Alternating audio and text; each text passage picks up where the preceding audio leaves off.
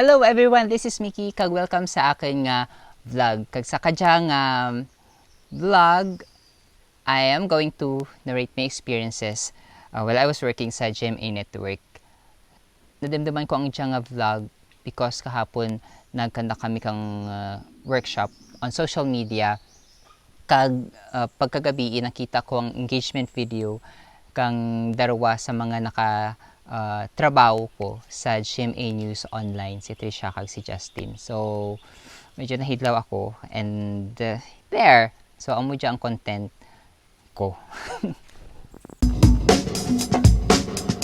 So, I'm taking myself down memory lane kag handrawon gid ang aking nga mga experiences while working as a social media producer sa GMA Public Affairs social media team. It was an interesting and unique journey because I got hired through Twitter. Diba? Who would even think nung makasulid ka sa GMA network and having your dream job just by tweeting. So, yun. I applied through Twitter and then I was shortlisted and then the GMA social media manager asked me to do certain tasks. Social media tasks. Like, una, yun pa live tweet na ako while ongoing ang program, and then she would monitor the tweets, and then there though I was asked for an interview again through Skype. During that time I was still working sa San Agustin, but I was in limbo because I didn't know kung may obra pa ako kung wala. So, because during that time, gin-implement ang K-12. So, amo to, nung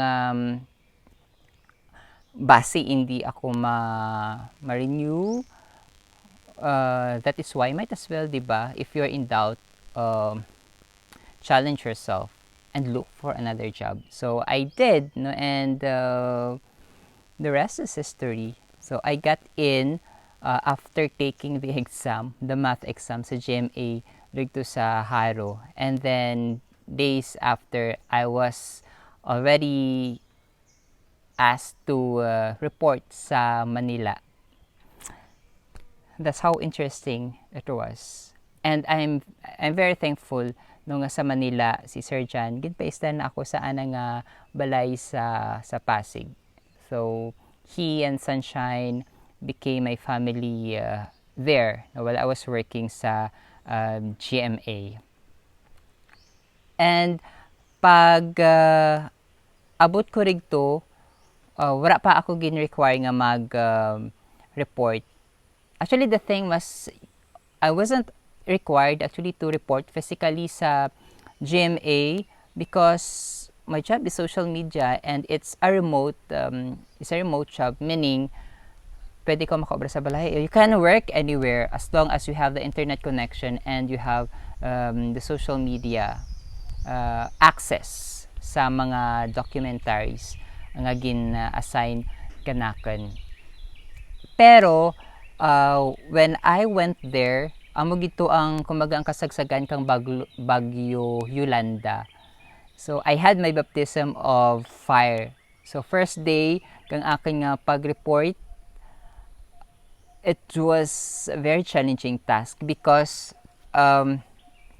may Google Finder kami. So, what we did was to look for missing persons. Na kay, di ba, during that time, ang mga reporters sa Leyte, they would list down the names of those persons missing nga ginapangita kang anda nga mga relatives. So, GMA had this Google Finder wherein we encode the names of those people, no, para mapangita or ma-search kang anda nga mga relatives. So, kami ang na-assign na mag-obra kariya. And interesting, challenging, and heartbreaking at the same time, and self-rewarding at the same time, because you can see the feedback, you can receive messages of these relatives thanking you kay bisan papano through that medium nakita nanda ang anda nga mga relatives or they found out or discovered nga patay ring gali ang anda nga mga relatives. So dito ko man na-realize ang Facebook has other uses other than, for personal usage. Kaya, di ba, as an ordinary person, ginagamit ng Facebook for personal uses, to chronicle, like a diary. But, pag work ko sa GMA, rito ko na-realize that social media, especially Facebook and Twitter, can bring positive change, no? So, to the lives of other people, can inspire people. So, though, bali turning point ko to on how I look at social media. And there, pagkatapos kang unos, pagkatapos kang aking nga baptism of fire, I started working as a social media producer. So, the actual job. And I was assigned to create contents and promotions at the same time sa mga documentaries. I was assigned sa ang pinaka tunay na buhay, wish ko lang, aha. So, amura ang ginahandle ko ng mga social media pages. So, we have assignments, no? So, with these social media pages, no, what we do is to create posts. We call that copies, and then kami mga assign nga as a content, syempre, we need to research, we need to acquire materials, PubMat, so photos from other offices, or syempre, kung ano man ang case study, kung sino man ang case study sa documentary nga ra, we need to find it out and we need to post it, we need to schedule it. And then, aside from Facebook, we also do live tweeting. So, kung mag-air ang program nga ria sa Atubang Kami Kang TV, what we do is to live tweet the program. So, whatever we see on television, so we need to type it down sa Twitter. So, yes, it's an interesting job. You would never think nga, ay, may ubra gali para sa pag-tweet-tweet kay Facebook lang. So, I also never imagined that, having that kind of job. But it's really interesting, and it's the coolest job ever. Coolest, aside from the task and responsibility, you meet people who you would never imagine nga ma-meet mo, especially people you look up to. Ako, I have both offices or departments. One is sa GMA Public Affairs. So, ang aking boss was Jessica Soho. And most of our contents were being shared sa GMA News Online.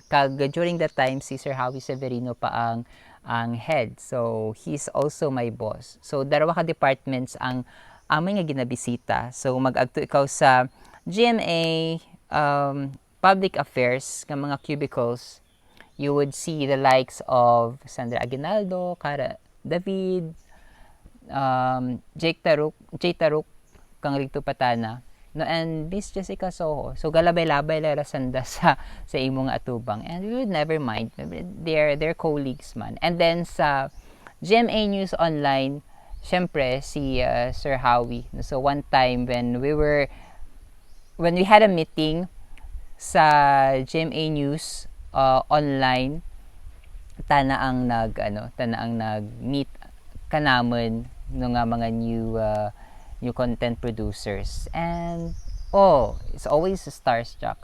I was starstruck all the time. And he's very accommodating, he's very kind. The way you see him sa television, amuria. No, and he took notice kang ako nga shirt na it's an Oscar Wilde quotation sa akin nga shirt. And then kung kaisa sa cafeteria ta naga-lunch, and I remember one time nagalinya kami and tana sa akin nga atubang. So he would ask me about, you're from Antique. So he'd ask me about Antique, and it's really exciting to meet these people nga in real life they are just human beings. So ang challenge siguro kanakan as a social media producer during that time, syempre kay hindi man first time ko sa Manila, but it's a different environment. So for one thing, ang traffic, no, ang distance from, although hindi man gid marayo, but you can always experience traffic sa Manila, especially sa ruta nga ginaagyan ko. And of course MRT and LRT commute. So that's the challenge nga, iba, it's medyo na culture shock ako, no, kay, di ba, nasanay ikaw sa Iloilo o kung ridya sa Antique, no, nga chill lang, but rigto you have to do it your own way. So amo rang na experience ko, and you need to experience a lot of stress, not really work related, but the environment itself. So sa work naman, I don't know, I never thought of it as work actually, because one, it's nambal ko, it's a very cool job. So kay Facebook lang, Twitter lang, and I have experience, di ba, copywriting, and di ba, I was a student journalist, so more or less na may idea ako on how the thing worked. So it was not really stressful, I think. No, para kanakon, if I look back all those experience that I have as social media producer, siguro amuram magstay late and work on Sundays. Stay late, it really didn't matter because, diba, sa silid ikaw kang GMA. Nabis ka maglagaw-lagaw ka pa dyan sa silid. You would encounter people, di bang, ay, but to be honest, wala ako team na recognize ng artista. It's the difference sa one time, wala ako nagamit kang elevator sa ako sa hagdan ako nag-agi pa dalom, and then ay nasugalaw ko ang I don't know, artista, and then sugalaway kami, but I know that he was an actor, but I didn't recognize kung sino to. And then si Julian San Jose, one time diyan kami sa lobby kang GMA, and then saka sanda sa elevator, may teammates would say, ay, si Julian San Jose. Sorry. Although I know, I can recognize Julian San Jose sa TV, but in person, I don't know. And then Julina Magdangal, I remember one time nga naglabay kami sa entertainment department, and then pagbukas kang elevator, dyan tana, okay, it's Julina Magdangal. But you know, they're like human beings. Syempre, they're human beings, but as a celebrity, you wouldn't really feel it when you're there. They are like ordinary people. And then I remember Kuya Germs is one of the kindest. Diba? He's really a good person. When you see Kuya Germs, although mestizo, but you would really know that he has a good heart. I don't know, amurang ang anang vibe nga ang impression ko kana. And then there's one actor nga nakasalubong ko sa elevator. No, di ako sa atubang, and then he would always look at the mirror. And then another actress nga amo man dia. So amo ra mga na-encounter ko sa GMA, inside the GMA news sa compound. And then of course to Cara David, I met Cara David. You will really know it's Cara David. Layo ka pa lang when you hear her voice. It's Cara David. You would really recognize it. And twice ako naka as a social media producer, you're also asked to go sa shoot. Pero ako I only had twice na ako nag-intra or sa shoot, nag-join sa shoot. It was for Wish ko lang, and it was for Tunay na Buhay. So ang CS sa Wish ko lang, so ang celebrity ka to si Regine Velasquez. And Regine Velasquez, she's generous. Though I remember that fan nga may sakit, amura ang CS, and then Regine Velasquez visited her sa Balay Nanda.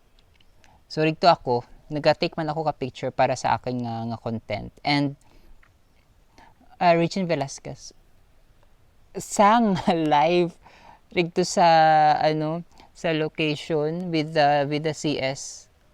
Oh, the, I no wonder why she's the songbird. Her voice really.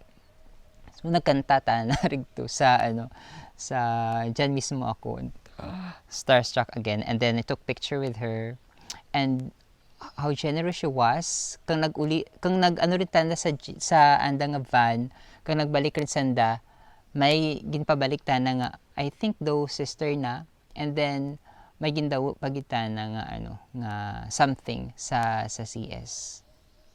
Yes, so Regine Velasquez is something. And then sa tunay na buhay, I went sa shoot. So it was si Maris Umali pa ang nag-host kang to. So bukat si Rhea Santos, si Maris Umali. So and then ang amin nga nga celebrity katong again visit si Richard Gomez. So na-enjoy ko kay nami maglagaw-lagaw, nami magbiyahe together with the team. So you would know the team, makilala mo, and even up to now, when I watch these documentaries, ang mga names I can still recognize, and ang iba friends ko sa Facebook. So yes, I know them. And yeah, so Richard Gomez kato ginpangita kita ginagtunan namon, so sikot-sikot kami sa Bilog nga Manila, and then we went to Rizal Stadium kay nagapractice na ka-volleyball. So yeah, and we went to his house sa Forbes, sa sa White Plains. Was it White Plains? Yeah, sa White Plains. So rigto nakasilid ako sa White Plains, guys, and nakasilid ako sa balay ni Richard Gomez.